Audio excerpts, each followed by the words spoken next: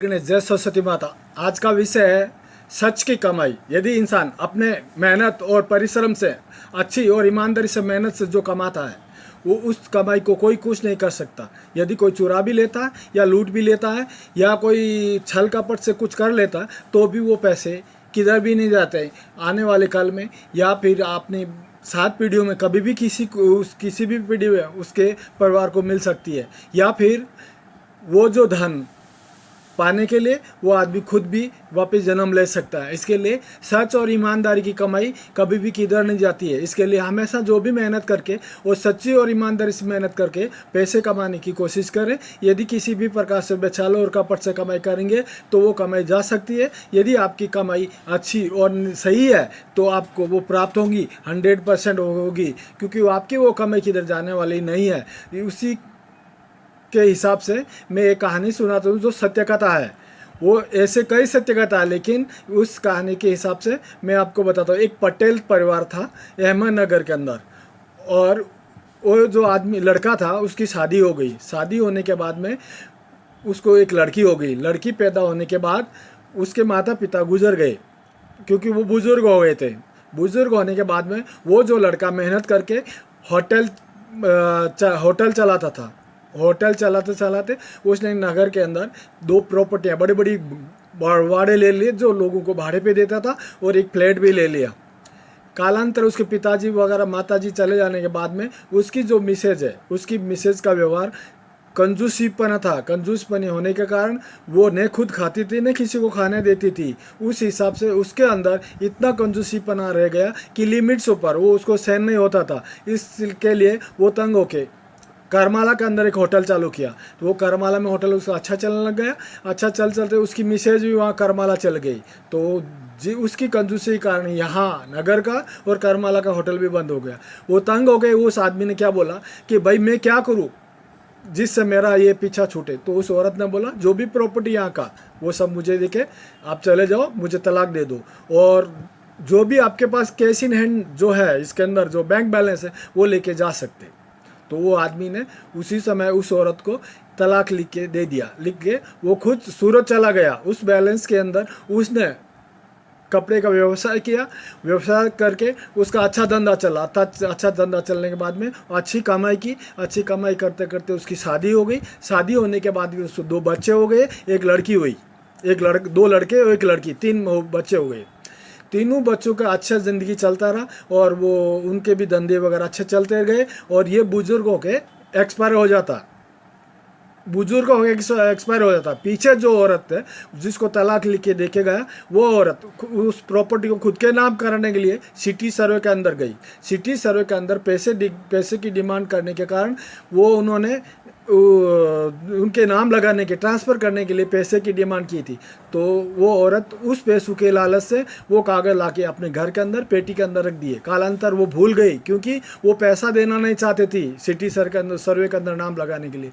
वो उसका जो व्यवहार है इस तरफ से इतनी कंजूसी के अंदर बढ़ गया, उसकी लड़की को उसने पढ़ा करके टीचर बना दिया। टीचर बन के लड़की के हिसाब से उनके साथ में रहती थी, और जिस व्यवहार से लड़की और वो औरत चलती थी उसके हिसाब से उस लड़की की भी शादी नहीं हुई। क्यों? कि उनका जो नेचर था बहुत गलत था। और यहाँ पे जिस फ्लैट के अंदर रहते थे उस फ्लैट का वो मेंटेनेंस नहीं भरते थे। इसके लिए नल कनेक्शन कट हो गया। लाइट बिल नहीं भरते थे, इसके लाइट कनेक्शन कट हो गया।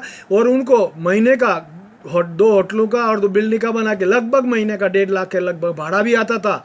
और वो उसकी लड़की टीचर थी, उसका भी सैलरी भी आता था।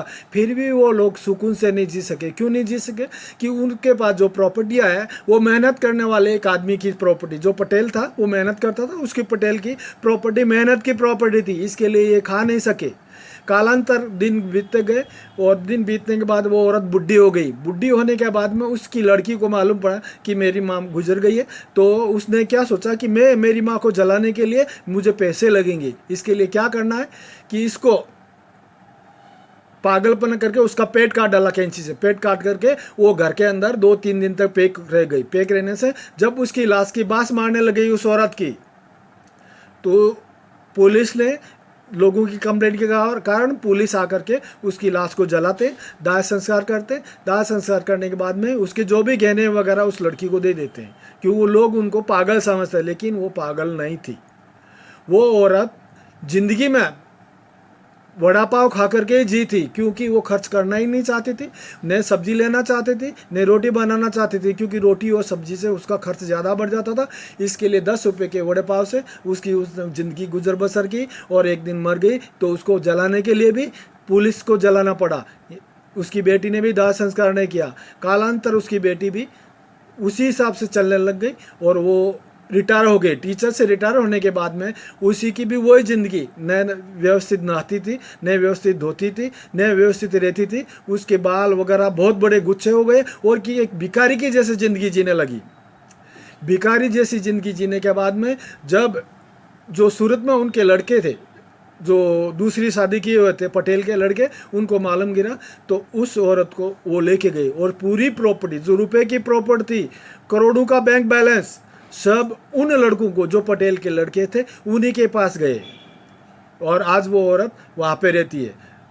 इस प्रकार का जिस किसी के पास पैसा आता है तो उसको भी कर्म, संचय कर्म के हिसाब से, दान धर्म यानी पुण्य कर्म के हिसाब से काम करके, जो मेरा वीडियोस बोला उसके हिसाब से करके वो पैसा उन लोगों को यूज़ लेना चाहिए। क्योंकि वो औरत, जिस औरत ने ये भुगता है, उस औरत के पास जो पैसा पटेल की मेहनत का था, वो औरत के खुद की मेहनत का नहीं था। इसके लिए कुदरत ने उसके मुंह पे ताला लगा दिया। इसके लिए वो किसी भी प्रकार का ऐसा आराम नहीं कर सकी, न ऐसा आराम से खा सकी, किसी भी प्रकार की सुख सुविधा से वंचित थी, क्योंकि वो मेंटेनेंस नहीं भरती थी। पानी का बोतल भर के एक बोतल से बाहर से कैसे भी लेके आके जुगाड़ करके उसका काम चलाती थी, और किसी भी तरह का घर पे खाना या ऐसा आराम सी ज़िंदगी नहीं जीवी। उसी प्रकार से उसकी बेटी भी ज़िंदगी नहीं जी सकी, क्योंकि वो उन दोनों का पैसा नहीं था। इनकी पेंशन वगैरह सब उसके अंदर जुड़ते गए, लेकिन उस सुख की ज़िंदगी नहीं भोगी। क्यों नहीं भोगी? उनकी मेहनत का पैसा नहीं था। और जिस पटेल की मेहनत का पैसा था,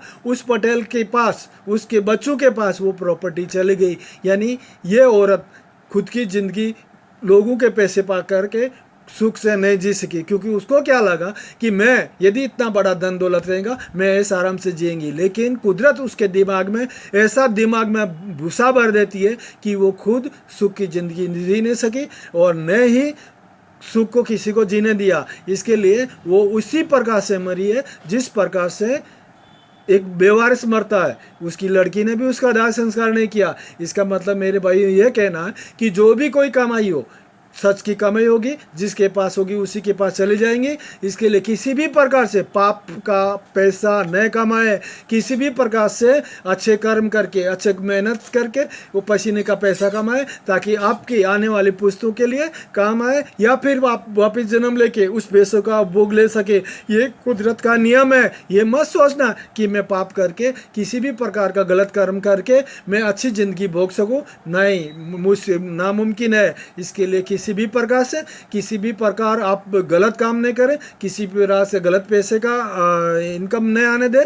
जो भी पैसा आता है उसमें से दान दक्षिणा करते जाए, ताकि वो आपका पैसा सच्चा बना रहे, घर में सुख शांति रखे। और किसी भी प्रकार की गलत कंजूसी, पैसों का भोग लेना भी ज़रूरी है। यदि आप भोग नहीं लेंगे आपके मेहनत का पैसा, तो वो भी पैसा कुछ काम का नहीं है। इसके लिए अच्छी ज़िंदगी, अपने अच्छे परिवार को जीने के लिए अच्छे पैसों का उपयोग भी ले और अच्छी ज़िंदगी जिए। ऐसा नहीं है उसका संचय करें। संचय तो ठीक है, जितना आपके होता है उतना करते रहिए। हर एक के नसीब में जितना लिखा है उतना मिलते रहता है। आने वाले कल यदि आपकी औलाद को लिखा है तो वो उसके हिसाब से उनको मिलता रहेगा।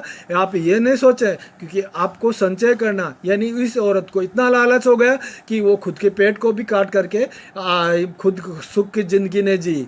वो जब इतना लालच भी कुछ काम का नहीं है, अति लालच हो गया था। इसके लिए वो औरत दुखी ज़िंदगी जी और अब भिखारी की जैसी ज़िंदगी जी है, क्योंकि इतना पैसा, करोड़ों रुपए होने के बाद में भी वो सुख से नहीं जी सकी। इसके लिए मेरे भाइयों, आप मेहनत का पैसा कमाइए। आप मेहनत के पैसे से सुख और सुविधाओं की ज़िंदगी जी सकते हैं। बिना मेहनत के पैसे, या किसी से लूटे हुए पैसे, या किसी से हड़पे हुए पैसे, या चोरी किए हुए पैसे, या मिले हुए पैसों से आपकी ज़िंदगी सुख से नहीं हो सकती। ये कभी भी खुद ध्यान रखना, क्योंकि ये कुदरत का नियम है। इसके लिए सोच समझ के अच्छी ज़िंदगी जीने का एक ही काम है, अच्छा पैसा और मेहनत का पैसा और परिश्रम का पैसा ही कमाएं। जय श्री राम।